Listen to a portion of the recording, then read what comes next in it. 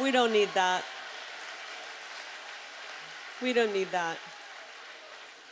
That's not what we need right now. So what we want to do is welcome people into our movement. We want to welcome people if they're not sure where they stand, if they're looking at what's happening in this country and saying, this isn't working out for me. It's not working out for my family. Give them a reason to vote America First. Give them a reason to vote Donald J. Trump. Give them a reason to vote Kari Lake for Senate, right? It's pretty obvious. You want your dollar to go further? Vote for President Trump. Vote for Kari Lake for Senate. You want to make sure we see job growth with American citizens, not just job growth with people here illegally. Vote for President Trump and Kari Lake. Do you want to make sure that our police departments are fully funded? Vote for President Trump. Vote Kari Lake for U.S. Senate. How about this one? Do you want to make sure that our kids are getting a great quality education at the school of our choice? That's great. Vote for President Trump. Vote Kari Lake for U.S. Senate. And do you want to make sure we have a secure border? Heck yes. We got to vote President Trump, JD Vance, and Kari Lake for U.S. Senate. I don't want to see any more fentanyl pouring across the border. I don't want to have to hear that more young people are dying from fentanyl poisoning. We're losing. That miracle of that person, that child that's growing up and they're dying at 19, what would they have accomplished at 40? What would they have done at 50? We're losing too many of them, and we don't have to live this way. We can dream bigger, and we can think of bigger opportunities for us than letting our kids get their hands on this stuff. If you want to see the end of the fentanyl scourge, vote for President Trump and vote for Kari Lake. And if you want to see an end to endless, needless, stupid wars, vote for President Trump and vote for Kari Lake. There's a reason they don't want him back. There's a reason. Have you noticed? They're pulling out all the tricks right now. I mean, it's insane. It's so obvious they don't want him. They're so afraid of him. They know he's going to go in there and he's going to knock over the apple cart and probably set it on fire, and that's okay. And they don't want me either. Washington, D.C. does not want a fed-up middle-aged mom coming to D.C. and putting Arizona first and putting our kids first. But that's exactly what I'm going to do.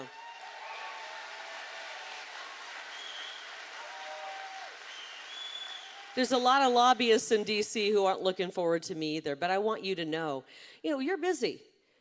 We've got to make time and carve out time over the next 2.5 months to go knock on doors and chase ballots. And I know that you guys are going to do it. If you're a mom and you have 2 free hours a day and you would normally have a little bit of me time, no. We need you to have ballot chasing time, okay? But after November 5th, then you can get back that me time and have fun. And you don't want to have to worry about going to Washington, D.C. and fighting tooth and nail for your kids. When you elect me, I'm going to go to Washington, D.C. and fight tooth and nails for your kids. I promise you that. I promise you that. I'm going to end it with, we can change all of this. We can change this. We can turn this thing around. The pastor spoke earlier, and it was so good to hear those words that he had to encourage us to get out. This is what we're required to do at this moment. I just want to remind you, sometimes it feels like God has been diminished, because he's been pushed out of culture. He's been pushed out of some families. He's been pushed out of a lot of lives. But that same God who chose Moses, that same God who parted the Red Sea, is the same God that we have with us today. We got to remember that. He's almighty. He's absolutely almighty. And just as he was with Moses, and just as he was with David when he took down Goliath, and just as he was with those 56 incredible, brave men who signed those founding documents that started this whole ball rolling in America, he is with each and every one of us today, right? We got God with us, and that's for sure. So guys, we've got God on our side, and we look into our children's faces, and that's our motivation, to get out, chase ballots, get involved, vote President Donald J. Trump, and vote Kari Lake for U.S. Senate. Thank you so much. I love you all. Let's win in November. Let's do it. Thank you.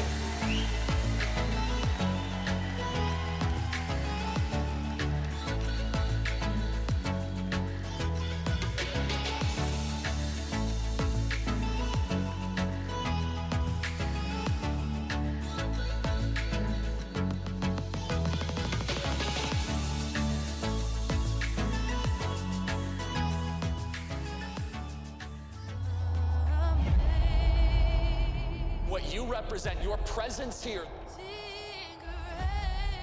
at the largest multi-day event in conservative grassroots history.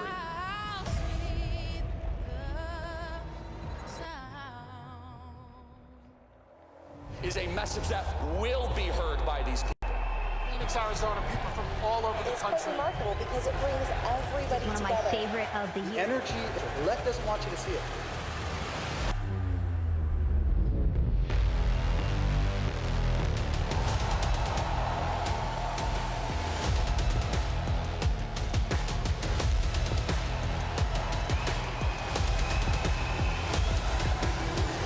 The stakes are high.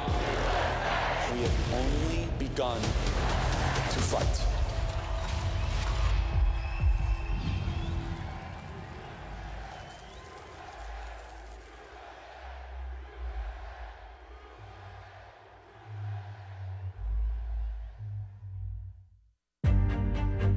We're in Menominee Falls today, out door knocking in the rain. We're using our app here. She has some school board and village board signs in her yard, but she is a low prop voter. We're gonna go find out why she hasn't voted in the last few elections. Come on.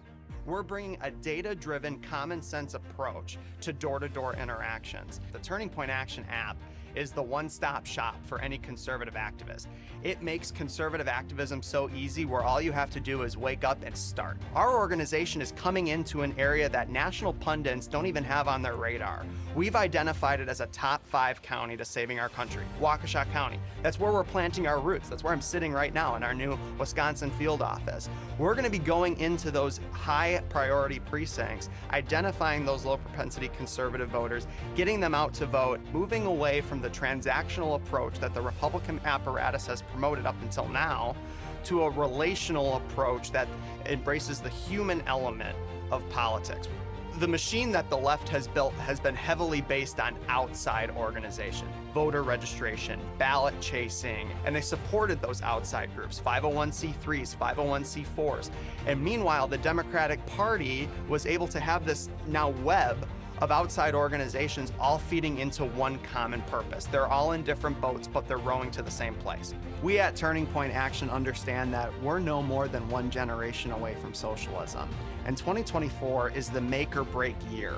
We can look back 10, 15, 20, even 50 years from now and say that we went one of two ways. We went down the path of socialism and dark times ahead, or we saved our republic. We unleashed the largest operation of ballot chasers that the conservative movement has ever seen. And what we're doing in Wisconsin is being replicated all over the country. We're putting the same amount of money and resources into Arizona as we are Wisconsin, and in Georgia as we are Arizona.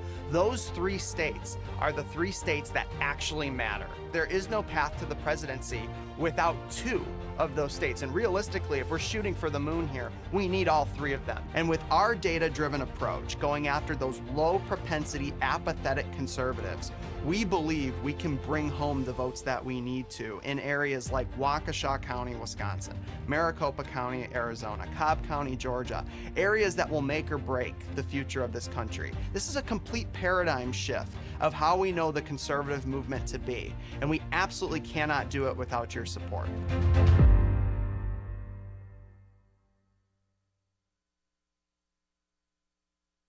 This year's election was, quote, the most secure in history.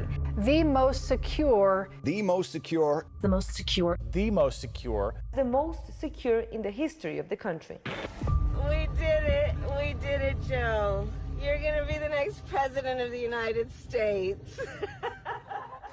Good evening, my fellow Americans. We're facing an inflection point in history. One of those moments where the decisions we make today are going to determine the future for decades to come.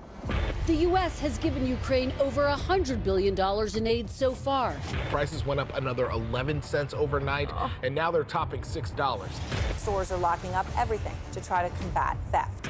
And even those who have seen pay raises have not seen raises higher than the rate of inflation.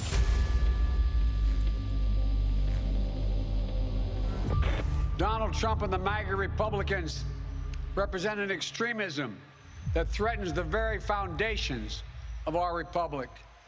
And that is a threat to this country. We can talk all we want about the machines, about voter fraud, voter suppression, but that doesn't change who's in the White House. The one thing we know for certain is that early grassroots action in strategic counties proved to be the difference between winning and losing elections. We're so excited. We're so excited. America spoke. We won. So excited. The left was more organized, more strategic, better funded, and they played the game. Who's the losers now? The left hired thousands of paid activists to knock doors, engage with the local community, and most importantly, chase, track down, and ensure the submission of ballots. Republicans had no counter to this, but even without this strategy, we were on the verge of victory, not only in Arizona, but the whole nation. Democrats have been perfecting voter outreach programs like this for decades. Meanwhile, Republicans have relied on messaging and candidate quality alone until turning point action. We are targeting the 3 most critical states in the 2024 election: Arizona, Georgia, and Wisconsin. 72% of outcomes show Republicans must win these states, and we are leading the fight. No other organization has developed a plan as bold and comprehensive as Turning Point Action.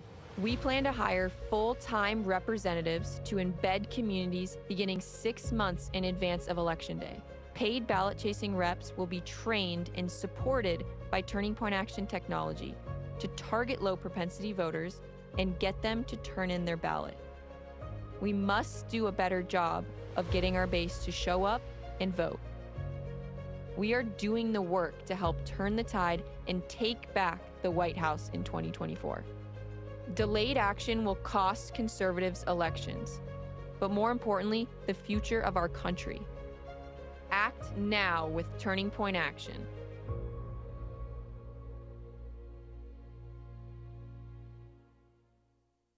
Donald Trump is leading President Biden among young voters. That is a major reversal from what we saw in 2020. For the New York Times, for the first time, Mr. Trump leads President Biden among the youngest voters. Again, young voters, a demographic that Republicans are really trying to boost, especially as they see the youth kind of drifting away from President Biden. I can look at like almost every issue in my head that's important to me, and I see a failure on Biden's part. I see such promising trends. Young people are moving conservative in record numbers. In fact, young men are the most conservative they have been in the last 50 years. We are the party of people that shower before work and shower after work. The people that get their hands dirty. The people that protect our streets. The people that manufacture our goods and products. The people that built this country. We need to win in November. This is not just a football game. This is the civilization.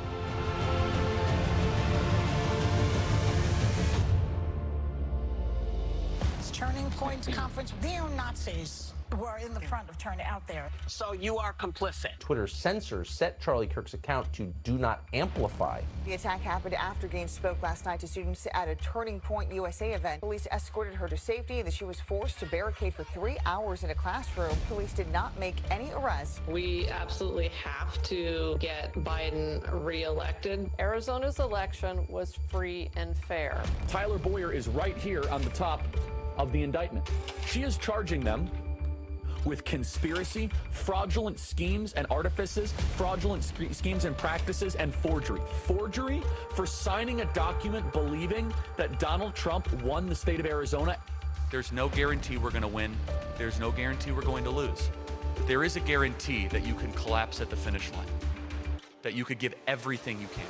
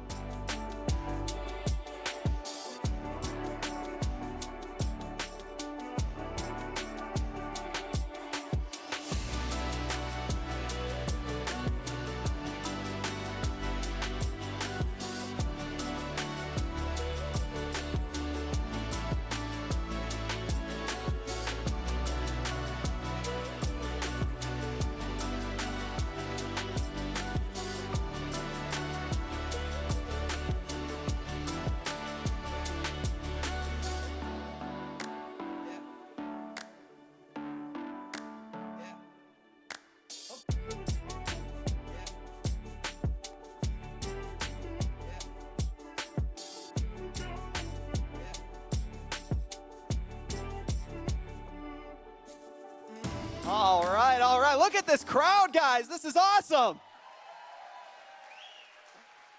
How we doing, folks? Oh, come on, come on. This isn't a Kamala rally. I said, how we doing, folks? All right. Well, my name's Brett Galashewski. I'm the Enterprise Director for Turning Point Action. Some of you I met out in the line today. Some of you just saw me in the video a couple minutes ago. Thanks, guys. Thank you. Super excited to be here today. I am just absolutely amazed at this crowd. Look at this crowd, guys. Unbelievable. You guys stood out in 109-degree heat today to be here to watch Charlie Kirk and JD Vance talk about taking back our country. Unbelievable. I was just out in the overflow room talking with them. Hundreds of fired up patriots in that room too. It's just super fired up about saving our country, guys. Thank you so much for being here. Thank you so much for fighting the good fight and packing out this room.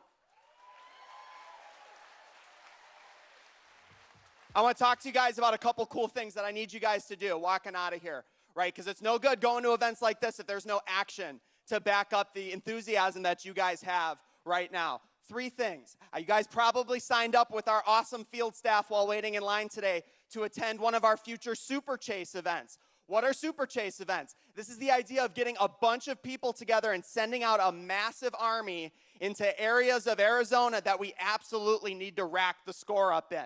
If we get 100 people together on a Saturday morning here in Mesa and we all go out and knock 20 doors, do the math. How many doors did we just hit? Thousands of doors, guys, in a 1-hour span. Just boom.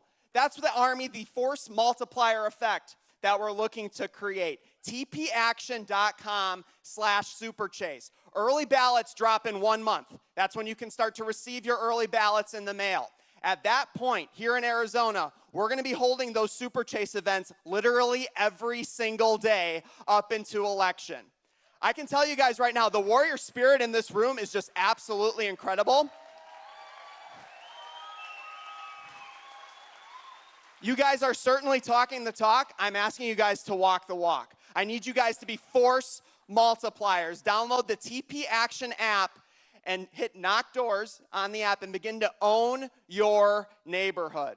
Each and every one of you, where we're standing right now, this precinct has some of the most conservative undervotes in the state. Do you guys know what I mean when I say conservative undervotes? Conservative non-voters. Conservatives are not turning out where we are right here. This is no longer a war of persuasion among swing voters. This is a war of making sure every single conservative and their mother gets out to vote, including and especially where we're standing right now in the church.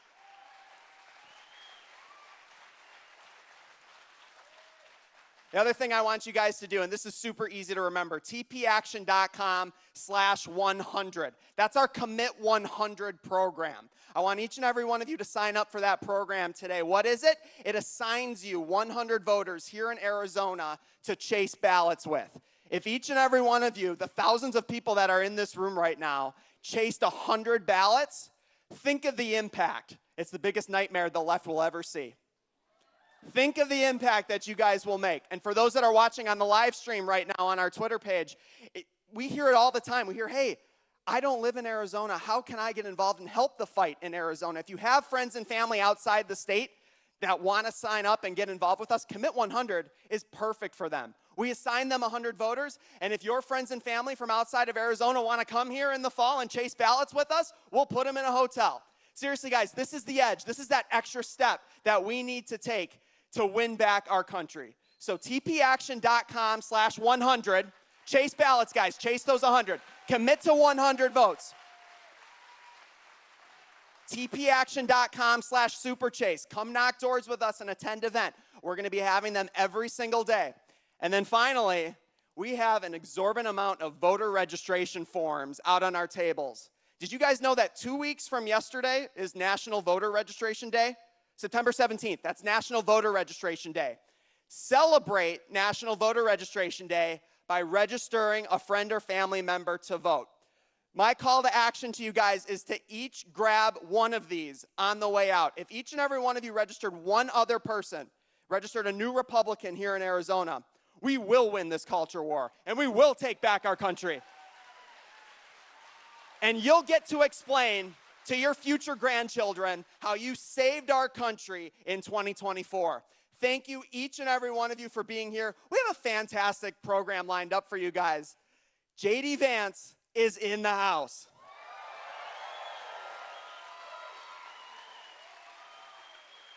Oh, wow. You guys are awesome. Well, all right, guys. Enjoy the show. Again, tpaction.com/superchase, tpaction.com/100. Register a friend or family member to vote. We want all of these off the tables by the time we clean up tonight. Let's save our country, folks. Take care. He opened the prison doors. He parted the raging sea. My God, he holds the victory. There's joy in the house of the Lord. There's joy in the house of the Lord today. And we won't be quiet. We shout out in praise. There's joy in the house of the Lord. Our God is surely in this place. And we won't be quiet. We shout out in praise. Oh, oh, oh. We shout out in praise. We sing to the God who heals. We sing to the God who saves. We sing to the God who always makes a way. 'Cause he hung up on that cross, then he rose up from that grave. My God, still rolling stones away. There's joy in the house of the Lord. There's joy in the house of the Lord today. And we won't be quiet. We shout out in praise. There's joy in the house of the Lord. Our God is surely in this place. And we won't be quiet. We shout out in praise. We were the beggars, and now we're royalty. We were the prisoners, and now we're running free. We are forgiven, accepted, redeemed by His grace. Let the house of the Lord sing praise. 'Cause we were the beggars, and now we're royalty.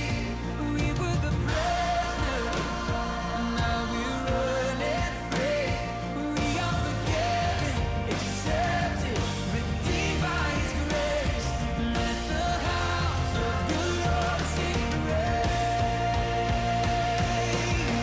There's joy in the house. There is joy in this house. There's joy in the house of the Lord today. And we won't be quiet. We shout out your praise. There's joy in the house. There is joy. Our God is surely in this place. And we won't be quiet. We're gonna shout out your praise. There's joy in the house of the Lord. There's joy in the house of the Lord today. And we won't be quiet. We're gonna shout out your praise. There is joy. There is joy surely in this place. We won't be quiet. Shout out your praise. We shout out your praise. There is joy in this house. There is joy in this house today. We shout out your praise. We shout out your praise.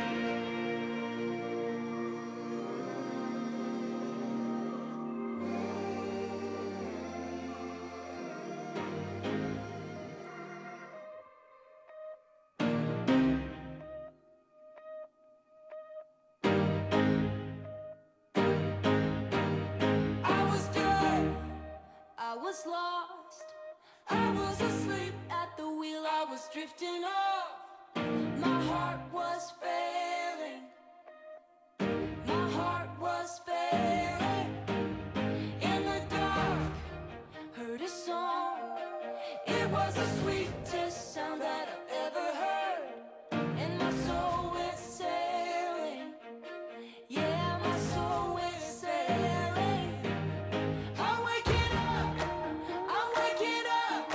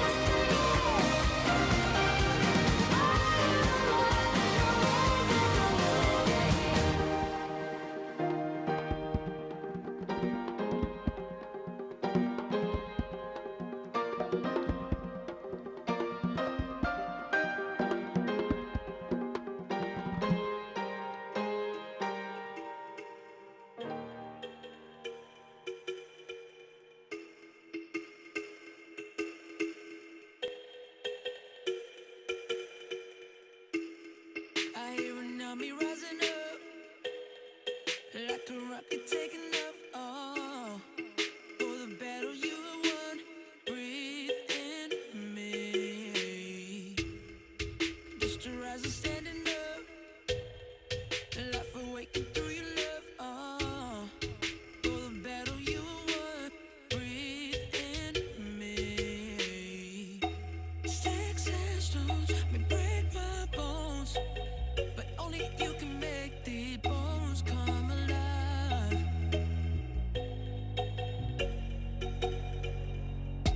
Sticks and stones may break my bones, but only you can make these bones come alive. Only you can make these dry bones come alive.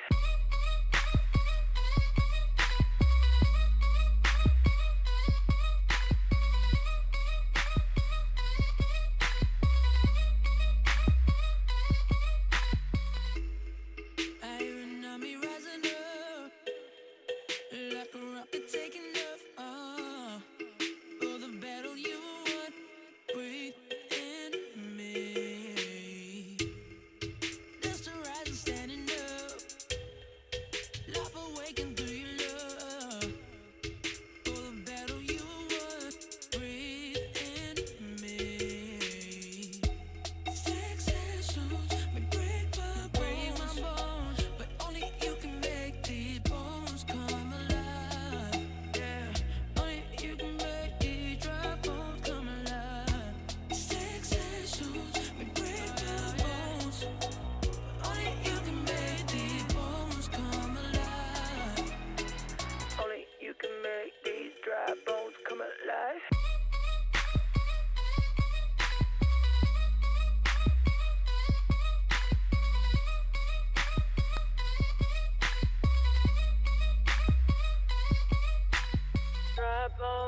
Dry bones, you speak life in them, life in them.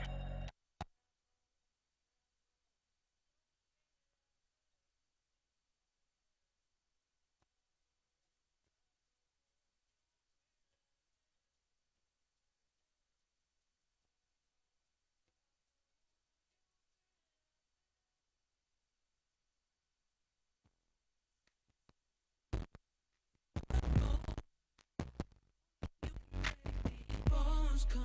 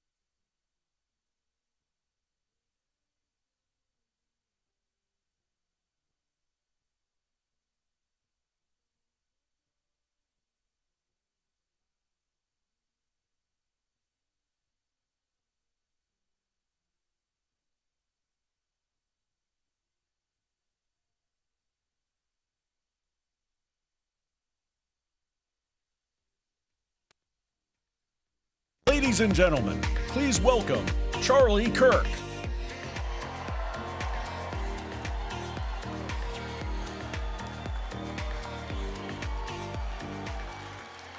Thank you, everybody.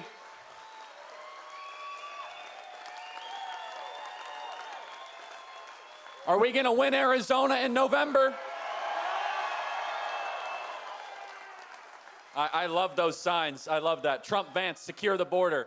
I got to tell you, I'm so excited to have this conversation with JD Vance tonight and to have it at a church. I'll tell you what, I want to shout out my friend, Pastor Ryan, who does an amazing job of running this church. Give it up for Pastor Ryan.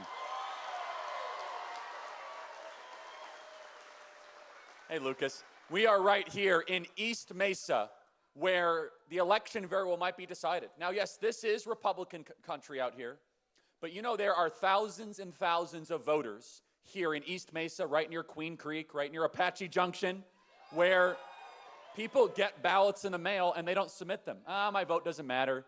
It doesn't matter. We need to have a citizen force in the month of October, all of us, to go chase every single ballot in the month of October. And it's going to require all of us. So throughout tonight, as you start getting fired up, if you say, I don't know if I could live under a Kamala Harris presidency, we need to do something about it. We need to go chase the ballots, get in the streets, download the Turning Point Action app. In fact, if you want to ask Senator Vance a question tonight, you could do so on the Turning Point Action app. So download the Turning Point Action app. I'll have all the questions up here on the iPad. And also on that app, when you're done, you can go chase ballots this weekend. You can go find new voters, because ballots go out on October 9th this weekend. This state came down to 10,000 ballots back in 2020. There are nearly 2,000 people here tonight if you count the overflow. If all of us, just here at this event tonight, find 5 new voters, 5, we can have more new ballots than the deficit of 2020. That is the power of this event here tonight. I am honored to introduce a friend of mine, somebody that I have just been so thrilled to see ascend in American politics. His story is uniquely American. Growing up in poverty, difficult circumstances, serving his country honorably and heroically in the United States Marine Corps, building an amazing business, defying all the odds, becoming a U.S. Senator from the great state of Ohio, being an America First champion in Congress, and somebody who I know will bring this vision of a restoration of this country to Washington, D.C. to be a fighter for us all, and will be a loyal and courageous and bold partner with Donald Trump to make America great again. Join me in welcoming the next Vice President of the United States, JD Vance.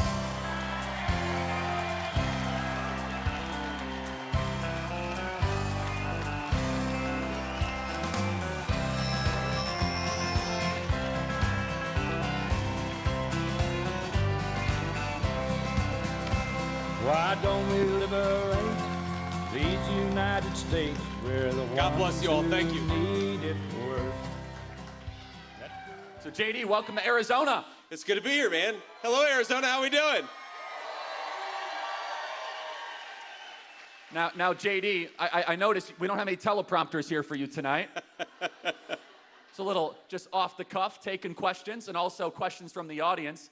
What do you make of it, how strange and bizarre it is? Kamala Harris has gone 40-plus days without taking a serious interview by herself or a press conference. By the way, how great is JD Vance with these press conferences? Did he not do a great job? What do you make of that? You know, look, I mean, she's terrified of the media because she's terrified of the American people, because she knows that if she speaks off the cuff, she's going to let them know just how completely radical she is. I mean, look, Kamala Harris, her entire campaign, think about this, she's trying to run away from every position that she had 3.5 years ago. She said she wanted to defund the police. And by the way, we should be thinking about and praying about those 2 Phoenix police officers who just got shot yesterday. God bless them and thank them for their service. Sounds like we got one in stable condition, and that's great, but hopefully both of them come out of it. But look, wanted to defund the police, now she says she doesn't. She wanted to ban fracking. Now she says she doesn't. She was the border czar who opened the American southern border, but now all of a sudden she says she believes in border security. I joke with President Trump that she's going to show up at a rally one day with a long red tie and the slogan, "Make America Great Again," because that's what Kamala Harris is doing.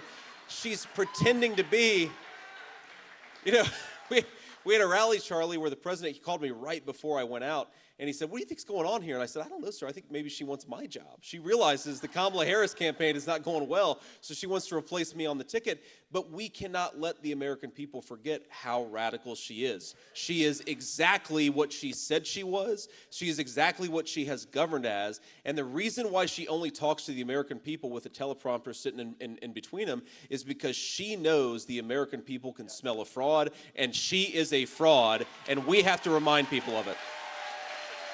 And we saw this on display at the DNC in Chicago, where they pretended to be something they were not. Now, the radicalism they allowed to slip here or there, but basically it reminds us the country is not nearly as liberal as its leaders have become.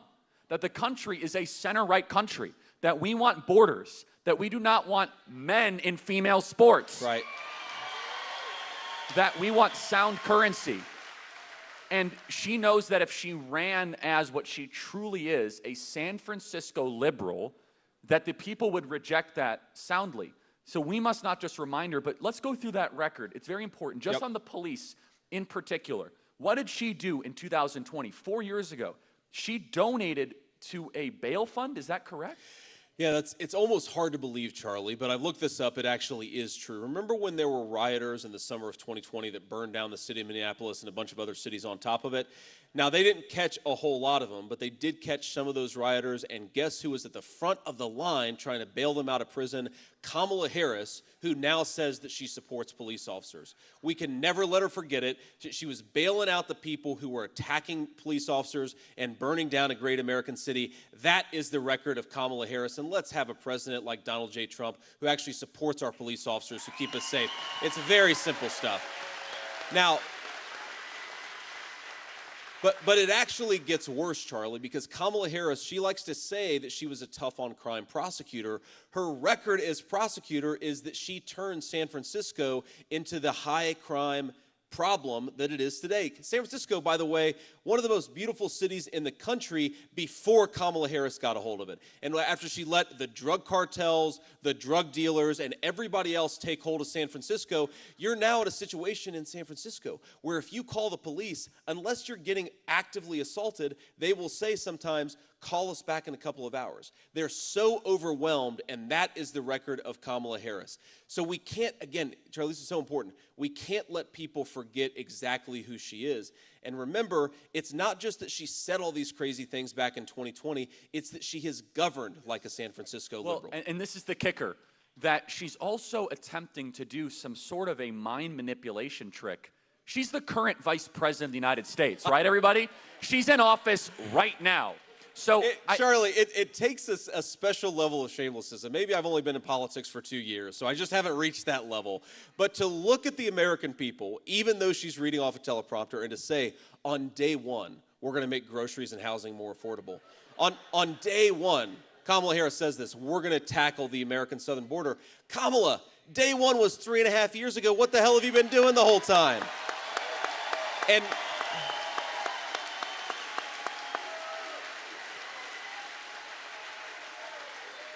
And you'll have to forgive me.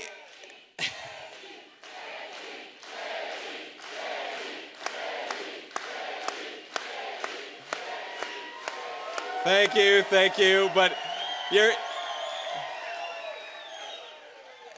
all the pastors in the room are going to have to forgive me because I do sometimes talk like my mamaw. And she was a woman of very serious Christian faith, but she did love the F word every now and then. So hopefully that's the only curse word that I have. Faith. I'm going to try to rein it in. Faith, yeah. That's right. We've got faith. I need a little grace here. But the shamelessness, as you were saying, is remarkable. And this is important. She'll say, on day one, I'll do this. So, okay, let's just take one example. If she was serious about securing the border, which for those of us that live here in this state, we are being invaded on a daily basis. We are being invaded.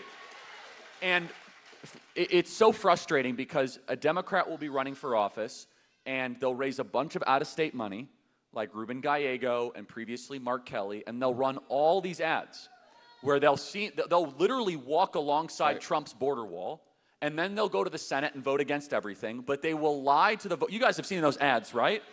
And they are open border candidates. Kamala Harris now has Trump's border wall in her advertisement. And so, was she not That's hard to believe. Even for me, that's hard to believe. No, it's true. You guys saw that. The Trump's border wall was in her ad. She stopped construction of the border wall on day one. That's what Kamala Harris did. So is it the border wall that's laying on the ground? Because that would be appropriate, because that's what Kamala Harris actually did. But it's also, my friends, you go through the list of policies. Some of this stuff is really hard. Public policy sometimes is really tough. Border security is actually not that hard, okay? It's simple. One, empower the Border Patrol to stop the bad guys when they try to come across, right? That's number one. Number two, deport people who come into this country illegally. That's number two. And number three is don't let people claim asylum and then bounce around in our country for 12 years awaiting a court date. Make them stay in Mexico if they want to claim asylum. That's the Remain in Mexico policy that works so well. And the contrast between President Trump, who did all of these things, he implemented the Remain in Mexico policy. He actually came up with it. He did actually deport people. He didn't let people take advantage of our asylum process. Kamala Harris on day one promised she was going to undo all of that stuff, and that's exactly what she did. And we have the border catastrophe now because of that. And Charlie, we have to remember here the incredible human toll of this stuff, because we have American citizens right now who are dying of fentanyl overdoses that the Mexican drug cartels are bringing into our communities. We have thousands, this is hard to believe, we have thousands of missing children because Kamala Harris has let the cartels sex traffic minors in our own country. And you know my story, Charlie, but yeah, I was raised by a woman who struggled with addiction for a big chunk of my early life. That's one of the reasons why my grandmother played such a big role for me. And, Mom, I remember when she took something that she shouldn't have taken, and it almost took her life. And she was in a coma for a few days, and I remember praying, Lord Jesus, please let Mom wake up this time. And because she didn't take fentanyl, she did get that second chance, and she's been clean and sober, by the way, for almost 10 years. And God bless her, and I'm so thrilled for that. But imagine, Charlie, if the poison that Kamala Harris is letting come across the border today had been coming across 15 years ago. I don't think that I would have gotten that second chance with my mom. And so to Kamala Harris and to every broken D.C. politician from Ruben Gallego on down, if you're not going to do your job and you're not going to stop this poison from coming into our country, our message on November 5th is you are fired. Get out of there. We've actually got some political leaders who are going to work for the American people. And according to the Department of Homeland Security, it's 320,000 missing children. And here we are in a house of worship, a house of the Lord, and we as Christians, that alone should be a reason to vote for Donald J. Trump and JD Vance. Absolutely right. That right there. And can you speak to that, JD? Because we as Christians must care about the children. It is so clear in the scriptures. It says, it is better for you to have a millstone hung around your neck and thrown into the sea than to go after one of these little ones. Amen. And 320,000 children. JD, it's almost hard to believe. It is hard to believe, but this is what our government leaders have done, 320,000 kids. And we know, by the way, a lot of those kids have lost their lives. A lot of those kids are being sex trafficked by some of the most evil people in the world. This is the wages of Kamala Harris's disastrous border policy, and it's happening every day in this country. We have to remember that they told us that Kamala Harris was the compassionate person when it came to the border. Remember when they said Donald Trump is the person who wanted to separate families? No. The way that you keep families together is to send a message that if you want to come through to this country, you've got to come through the proper channels. When you empower these cartels, when you tell everybody that they can come across illegally, that's what causes family separation on an industrial scale. Never let them tell you that Kamala Harris's border policies are compassionate. There are 320,000 voices of children crying out, telling us Kamala Harris is not compassionate. She is a disaster, and we cannot promote her to the Oval Office. And there's They frame it as, you're right, a compassion issue. And it's not compassionate for anyone involved, including also, you guys feel it in our neighborhoods here in the Valley with crime going up and the break-ins. And you guys see what's happening. And it's happening all across the Valley right now, where we have seen the toll of this illegal invasion. And they're sending them all across the country as well, where every single state has now become a border state. And now, God forbid, and I want you to speak about this, JD, because you speak about it so eloquently, God forbid, and this happens all the time, unfortunately, a 16-year-old makes a mistake at a party at 2 a.m. on a Saturday where he takes a drug that otherwise would have just been, you know, a bad night, but he could end up dead because of something laced with fentanyl. Can you speak about that? Because that is, every week we see that story coming out of the Valley. Yeah, so I was in Valdosta, Georgia just a couple of weeks ago. And they're showing me the interdiction unit where they interdict all the drugs that are coming into Valdosta, Georgia. 60,000 town, very small town. Boxes and boxes of candy. I'm talking about like Sour Patch Kids, Nerds, things like that. And I said, why are these in here? And it's because the cartels have figured out that if they make this stuff look like childhood candy, it's more likely to get through. So now what happens when a kid picks up a packet of Nerds on a playground or opens up a packet of candy in his high school, and now that kid is going to die because he took a piece of candy? Or even to take it a step up, I mean, we're in a church and we believe in the Christian faith and forgiveness. We believe in second chances. It's one of the core messages of the gospel. It really bothers me when you hear about some kid who, you know, they smoked a joint and it was laced with fentanyl, or they got into a pill and it was laced with fentanyl, and now a childhood mistake took their life. And you'll even hear sometimes when I talk about this, you'll hear sometimes people on the radical fringe say, well, they shouldn't have taken that in the first place. And that totally misses the point. And by the way, have some compassion for your fellow citizens, right? But I know, Charlie, you've got young children. I've got a 7-year-old, a 4-year-old, and a 2-year-old. They're with me here in Phoenix, actually. They came with us, and we even brought the dog. German Shepherds don't like the Phoenix weather, it turns out.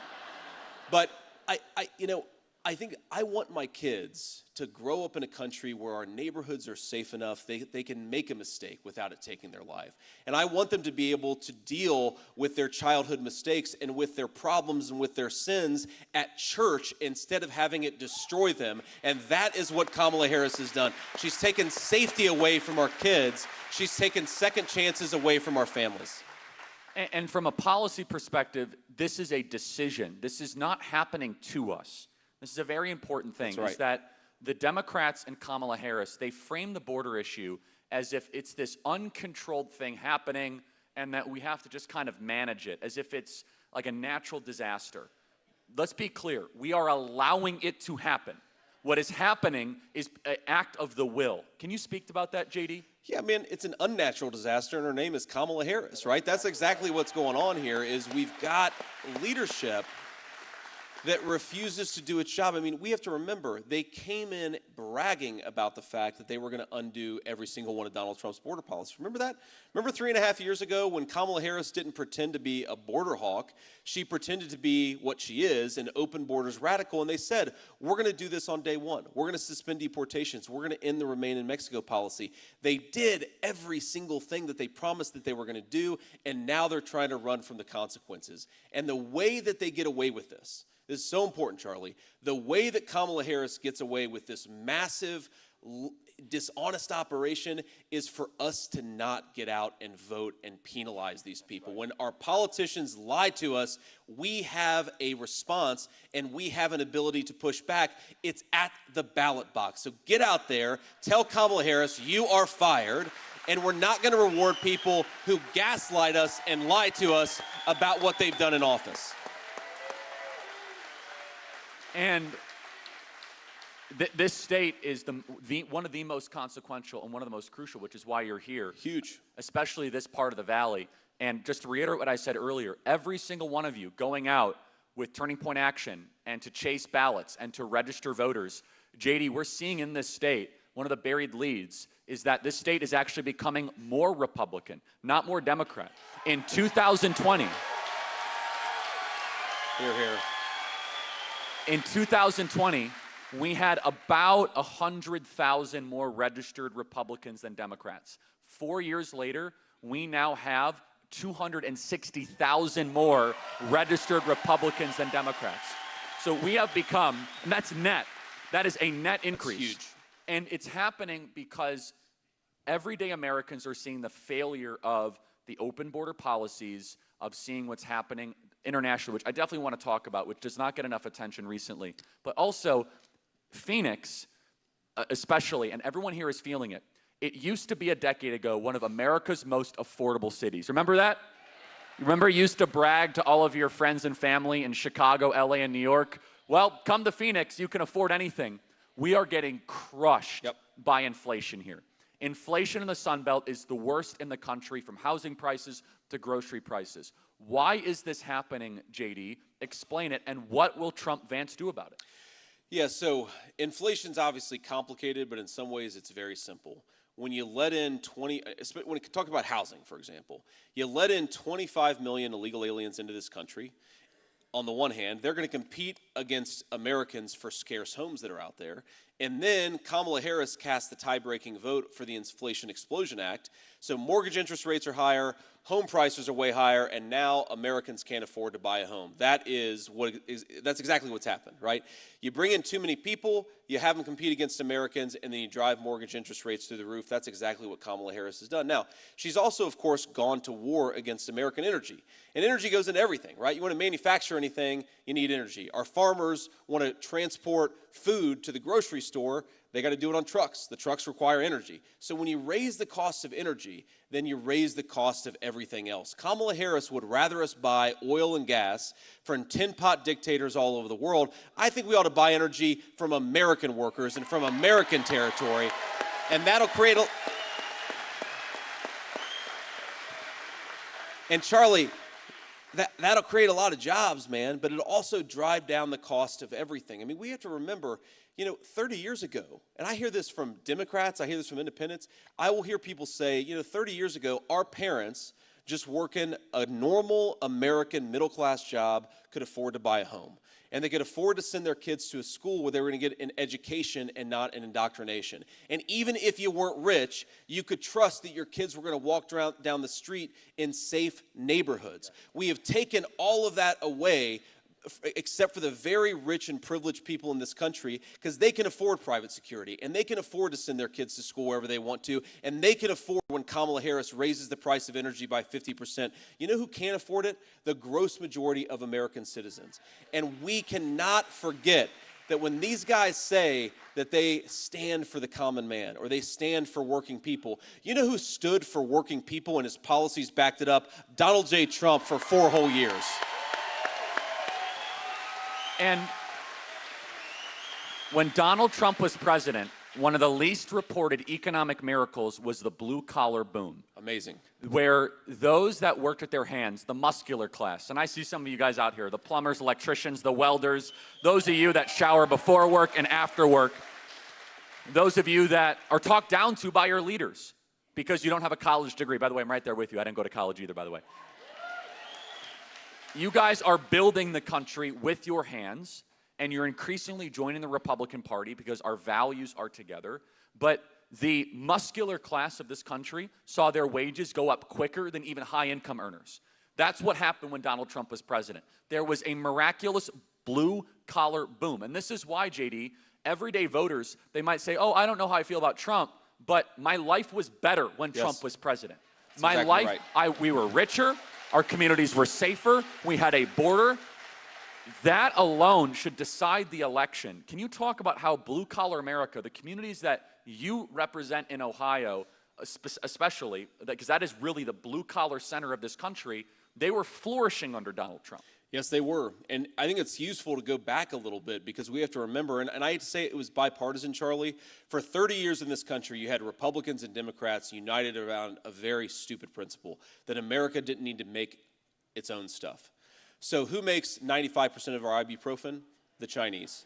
Who makes the antibiotics that we put into the bodies of our children? The Chinese. Who makes even some of the weapons that our troops need to fight with? The Chinese. Donald Trump, for the first time in 30 years, said, this is idiotic. We need to make more in America with American workers and for American people. Now, That was a national security imperative, right? Building thousands of American factories. That happened under Donald Trump. Like you say, take-home pay, especially for blue-collar workers, skyrocketed under Donald Trump's administration. So it was a national security imperative, but it also meant that a lot of people were better off. And I just want something very simple, and I know Donald Trump wants something very simple. If you work hard and play by the rules, you ought to be able to afford a home and a nice life for your family. It's very simple. This is not like crazy, you got to save the world and fix every problem. We just want Americans to be able to live a decent life in the country their parents and grandparents built. It's not so much to ask. We just got to fire our broken leadership and get somebody who knows what they're doing back in the White House. Amen. Let's emphasize one of those points. We have a serious housing shortage. You mentioned the illegal issue here of we're competing against foreigners for homes. By the way, what a violation of the social contract that your 25-year-old son, who's an American citizen, gets married, wants to have a beautiful family in Gilbert, and has to go compete against a foreigner for a home? We should not put up with that, okay? No, we shouldn't. Our homes should be prioritized for Americans first above foreigners, period. And so, can you speak to that, JD? Absolutely. Look, Charlie, you put it so well. This is disgraceful. Kamala Harris's entire policy is to import millions and millions of people into this country who violate our laws and then give them benefits that should go to American citizens. We could go down the line. She wants to give them homes that ought by rights to go to American citizens. She wants to give them Medicare. She said this. She wants to give illegal aliens Medicare, which would bankrupt that program and throw millions of American citizens into poverty. She wants to give them Social Security after American citizens paid into it for 30, 40 years. Kamala Harris wants to give the American dream to people who shouldn't even be here. Donald J. Trump wants to protect the American dream for people who ought to be here, who deserve to be here, and who have fought for this country their whole lives. Which is a perfect segue to her running mate. Are you guys big Tim Walz fans here? Neither am I. By the way, I know what you're thinking. Are you not excited to see JD Vance debate Tim Walz? Is that not going to be one of the best things ever?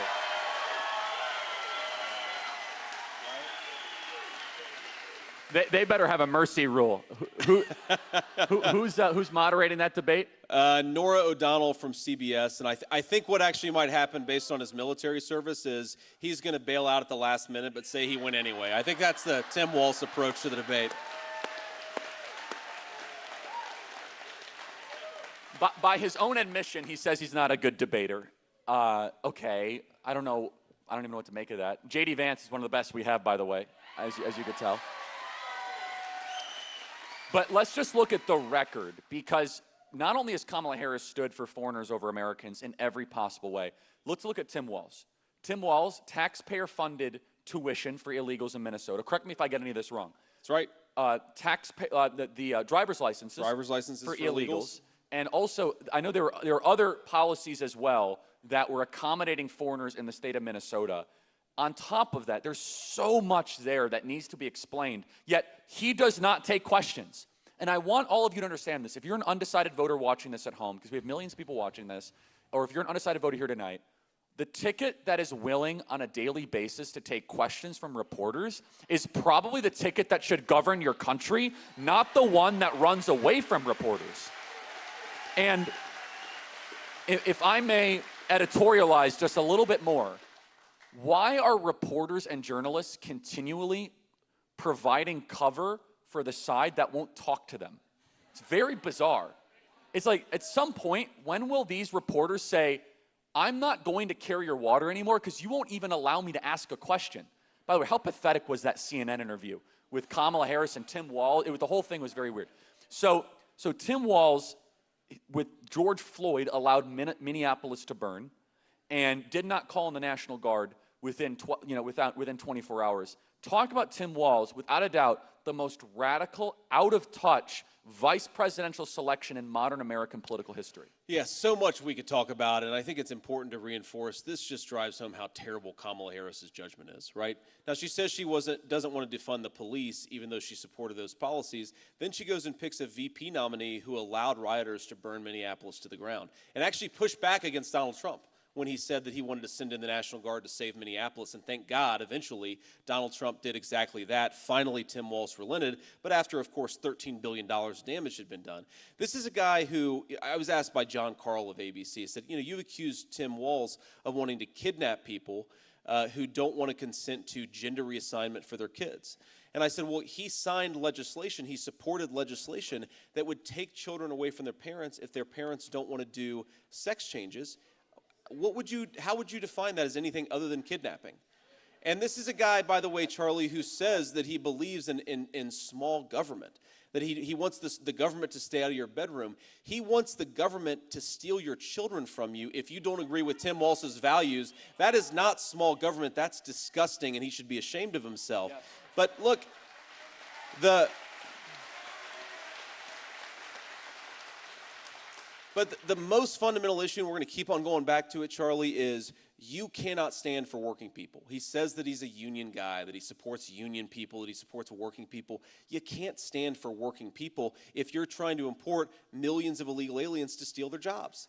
There is no way that you can square that circle. The biggest threat to American workers in this country, the biggest threat to Americans being able to afford a home is when Kamala Harris has let 25 million illegal aliens just set up shop in this country. So Tim Walz doesn't stand for workers. He stands for the Democrat Party donors, and that's exactly who's going to serve as vice president. We're going to serve the people. That's who Donald J. Trump and I believe we ought to serve and we ought to fight for.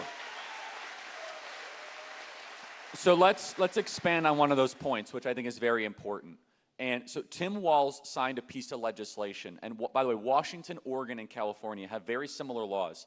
And these are called trans sanctuary state laws, where effectively it is medical kidnapping, where if you have a 14-year-old son or daughter that declares that they are a boy when they are biologically a girl, or vice versa, that the state has the ability to take possession and custody of your minor if you as the parent do not affirm the new gender that they might have learned at school or on TikTok. Is that correct, JD? That's exactly right. And that's kidnapping, Charlie. That is legalized kidnapping. And if you're a Christian or just a person of conscience in this country, you ought to be telling the person who wants to do that, no way. We are not letting you anywhere near the halls of power.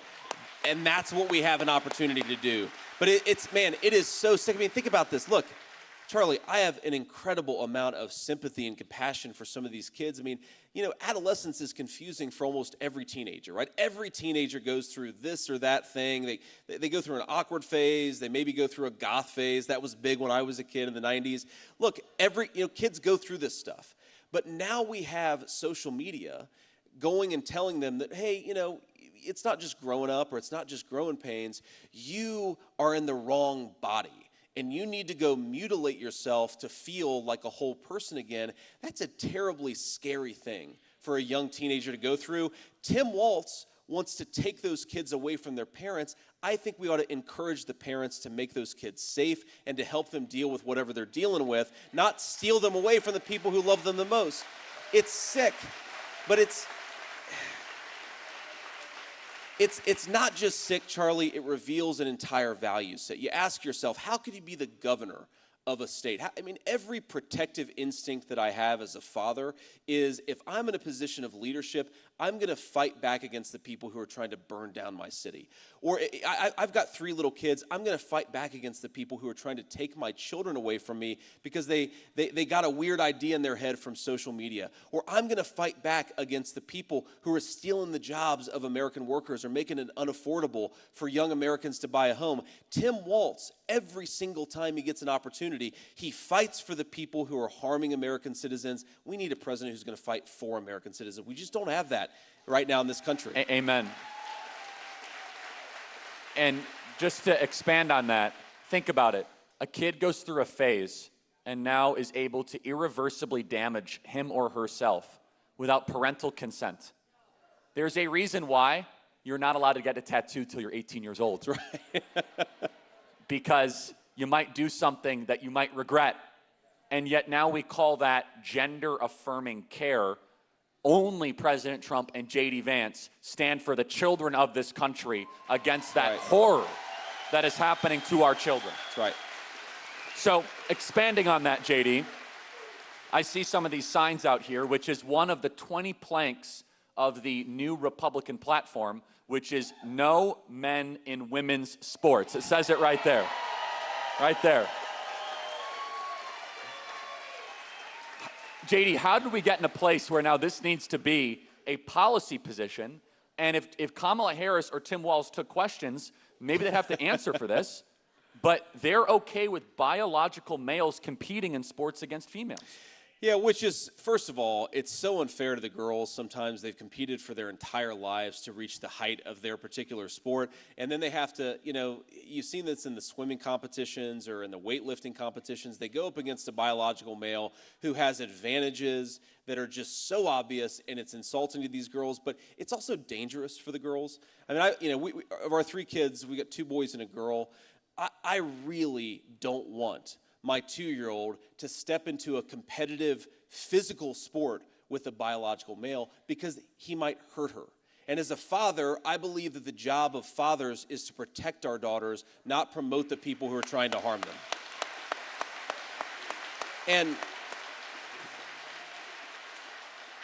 And again, it just drives home how warped this value system is, right? Americans want very common sense things. They want their children to be able to afford to buy a home. They want good schools. They want safe streets. They want a closed border. Why are Kamala Harris and Tim Walz focused on forcing biological males to compete against our girls in sports?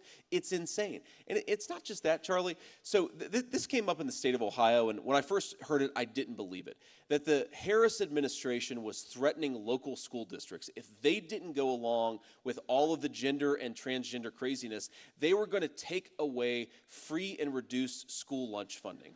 That was the weapon. That was the weapon that they were using. If you want your free and reduced lunch funding, then you need to do what we want you to do on the transgender stuff. What kind of a human being would be willing to take food out of the mouths of poor children because the local school district doesn't buy into Kamala Harris's values? That is really sick, and we don't need to be led by people like that. We need to be led by people who support American values, who, when a local school district says, we don't want Kamala Harris's values in our school district, let's make it easier for them to live their values and easier for them to protect their children, not steal money from poor kids because we want to force something down their throat. I love it. I want to get to some of our audience questions as well. You guys can ask a question on the Turning Point Action app. If you have a question for JD Vance, I'll get them right here. Really quick, there was some breaking news earlier today. Big endorsement. Liz Cheney endorsed Kamala Harris. Oh, no. And it's so interesting, isn't it, that every failed warmonger in the established D.C., let's just say, machine, is behind Kamala Harris. That the peacemakers are behind Trump and Vance. Blessed are the peacemakers, is what the scriptures say. Your thoughts, JD? Well, maybe the best thing, not the very best thing, but a very good thing that I could say about the next presidency of Donald J. Trump is that he's going to make sure that people like Liz Cheney are laughed out of the Oval Office instead of rewarded, because this is a person whose entire career has been about sending other people's children off to fight and die for her military conflicts and her ridiculous ideas that somehow we were going to turn Afghanistan, a country that doesn't even have running water in a lot of places, into a thriving liberal democracy. And for that, Liz Cheney was willing to kill thousands of your children. Liz Cheney, you know what? I think it's the best thing in the world that she's supporting Kamala Harris. You are right. Blessed are the peacemakers. Kamala Harris and Liz Cheney make very, very interesting partners. They get rich when America's sons and daughters go off to die. They get rich when America loses wars instead of winning wars. And they get rich when America gets weaker in the world. We want American strength, American security, and most importantly, peace. Let's bring peace back to the world. And Donald Trump is the candidate to do it. I want to emphasize foreign policy here. We have a question here from John, who's using the Turning Point Action app to ask the question. He says, I am disgusted by the anti-Semitism I'm seeing on campuses. President Trump was the best president in my lifetime for Israel, which I know is a big issue for a lot of us here. I am disappointed with Kamala Harris embracing the anti-Semitism. Talk about that, JD Vance. That's essentially the question here. Yeah, you know, a couple of different things. First of all, I'm asked all the time, how do you stop the crazy stuff that's going on college campuses or sometimes even on America's city streets? It's really simple. Enforce the law, right? I mean, you've got a First Amendment right to say whatever you want, even if I think that it's crazy. You know what you don't have a First Amendment right to do is harass your fellow students and prevent them from going to class. You know what you don't have the First Amendment right to do? To set up tent encampments all across America's cities, turn them into garbage dumps. Let's tear those things down and get the people in those places back to work. And you know, one of the things I love about President Trump's Israel policy, about his foreign policy, period, is that he's not just tough, he's smart. And you hear Republicans, we talk a lot about this, rightfully so. Donald Trump was tough. The world feared him. That was definitely true. You know what else Donald Trump was? He was smart. He conducted American diplomacy, and he recognized that when America uses diplomacy, we sometimes get a lot more out of it than if we go and just send a bunch of Marines into a place that they shouldn't be to begin with. And let me give you an example. So, the Abraham Accords.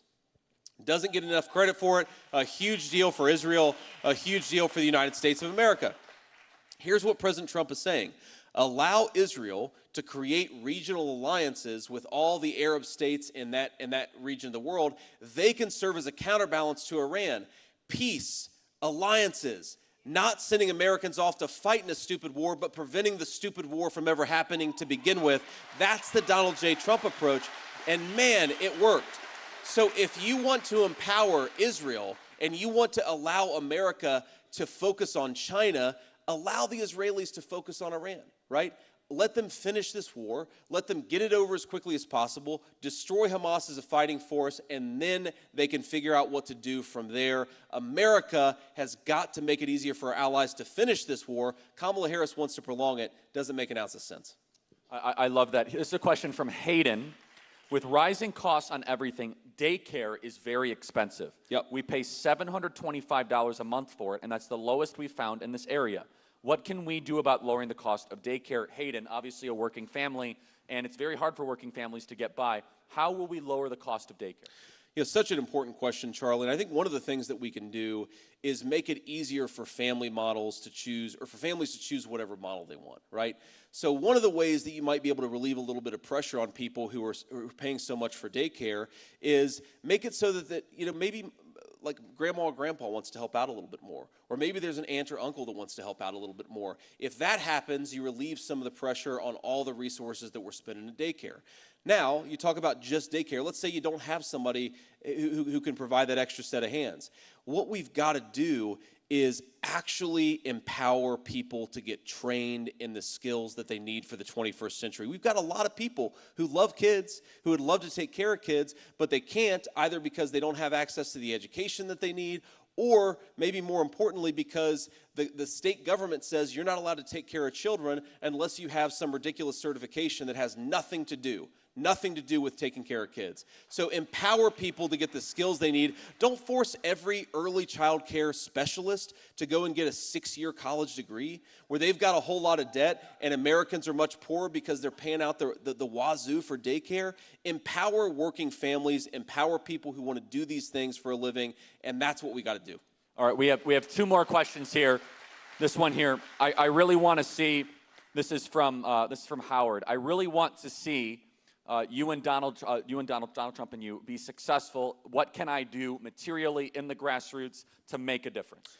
It's another great question, and I'll answer it with something that a Senate colleague of mine, another great conservative, would say when he was out campaigning for me in the state of Ohio in 2022. He would say, I want you to go out, and I want every single person in this room to vote 10 times. And because it's a Republican audience, people sort of shifted uneasily in their seats. And we are in Maricopa County, though, Charlie. So, but people said, look, we're Republicans. We don't vote 10 times. We just vote once. Well, here's the way that you can vote 10 times legally. You take yourself, 9 of your friends and family, and make sure they get to the polls on or before Election Day. That is the way that Republicans vote 10 times. And you said it exactly right. If just the people in this room got 5 of their friends to go and cast ballots, that would be the winning margin in 2020. We have the ability to do it, but we can't let our foot off the gas. Every single day, encourage people to go vote. Post on social media. If you see some dishonest crap on social media, correct it. Push back against it. Exactly We're never going to have the media. We're never going to have the elites. We're never going to have the globalists, but we have the power of the people only if we use it. Yes, and we here at Turning Point Action and Turning Point PAC exist to make it easier for you to make a difference in this election. If you want to go find 100 new voters, if everyone here did commit 100, it is the least you can do. And here in Arizona, it makes a massive, massive, major difference. JD, final question here. We got a bunch of questions here. How can all of us be praying for you and supporting you? The grind is on. The spiritual war is on right now. We know you love this country. You've been thrown into this. Just so everyone knows, JD Vance did not know he was going to be the VP selection truly until literally when it happened, right? That's basically right, yeah.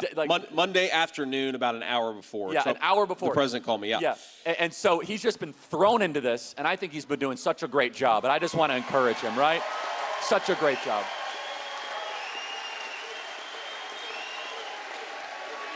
Thank you all.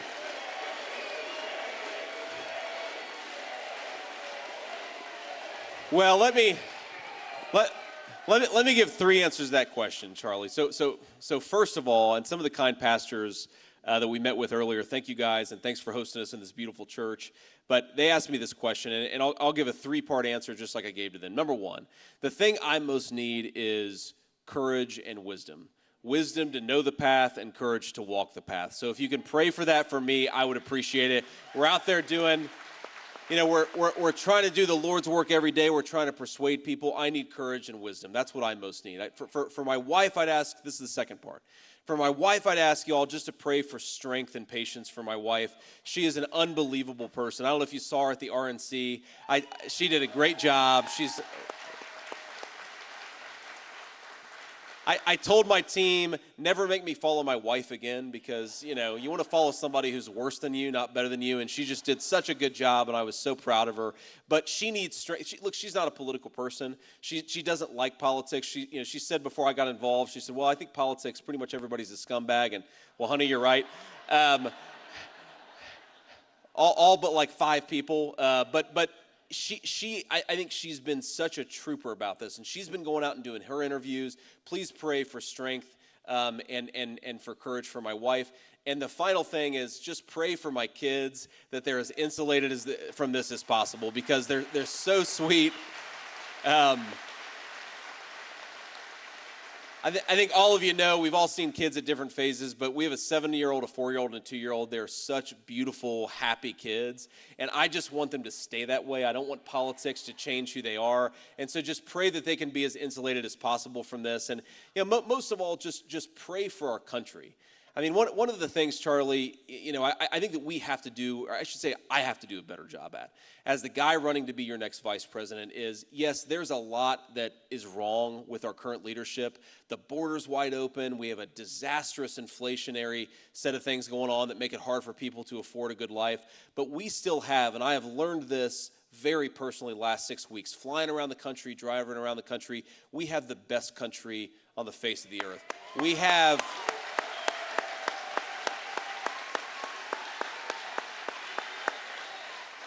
But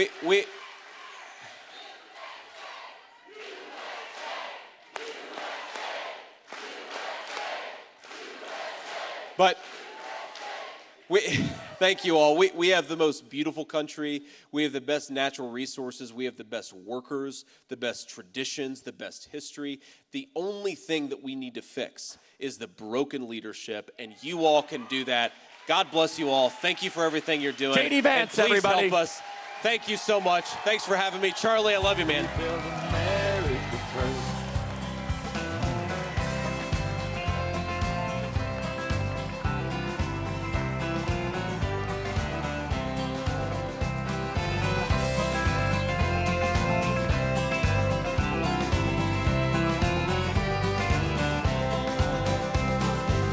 Who's on the hill and who's watching the valley?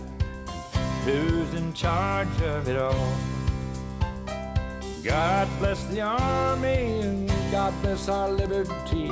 That got the rest of it all. Yeah, the men in position of backing away. Freedom way. God who made the universe knows me by my name, so it's a good day. Baby in my arms, walking through the Ladies and gentlemen, again, as a friendly reminder, the staff and security request that you please remain seated in the venue until the senator has cleared the building. We will make an announcement confirming when everyone is clear to exit. Thank you for understanding. I know he's got my back. That's why I'm thinking that I'm about to have a good day. No matter what they say. Sun is shining down on me. Birds are singing praise. I'm about to have a good day. In every single way. The God who made the universe knows me by my name, so it's a good day. It's a good day, no, it's great. Everything I prayed for didn't come in late. I got all I need and I didn't have to wait. Ask me if you love me, you didn't hesitate. Turning all things to gray skies blue. Hear the church saying, won't he do it? I know he's got my back. That's why I'm thinking that I'm about to have a good day. No matter what they say. Sun is shining down on me. Birds are singing praise. I'm about to have a good day. In every single way. God who made the universe knows me by my name, so it's a good day.